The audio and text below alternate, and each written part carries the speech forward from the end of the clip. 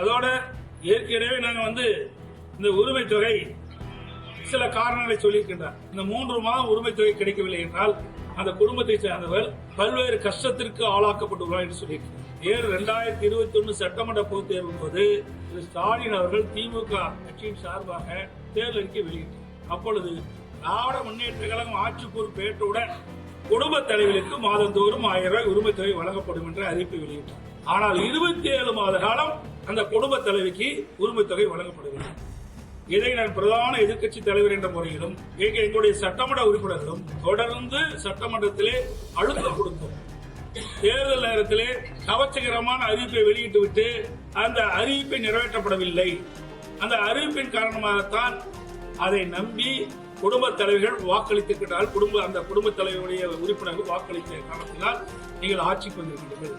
ஆட்சிக்கு வந்த பிறகு 27 மாதம் தொடர்ந்து நாங்கள் வலியுறுத்திக் கொண்டே இருந்தோம். இந்த உரிமை தொகை வழங்கப்பட வேண்டும், கொடுக்கப்பட்ட வாக்குறுதியை நிறைவேற்ற வேண்டும், அந்த ஏழை குடும்பத்தை சேர்ந்த குடும்ப தலைவை ஏமாற்றக்கூடாது அப்படி என்று தொடர்ந்து சட்டமன்றத்தில் வலியுறுத்தி வந்தோம். அதிமுக பொதுக்கூட்டத்திலும் வலியுறுத்தி வந்தோம். தொலைக்காட்சியில் பேட்டி கொடுக்கின்ற பொழுதும் வலியுறுத்தி வந்தோம். நான் அறிக்கை விடுகின்ற பொழுது இதை வலியுறுத்தி சொன்னோம். பிறகு 27 மாத காலத்தில் 28ஆம் மாதம் தான் இந்த உரிமை தொகை கொடுத்தாங்க. அப்பொழுதெல்லாம் இந்த பெண்கள் பாதிக்கப்பட மாட்டாங்களா?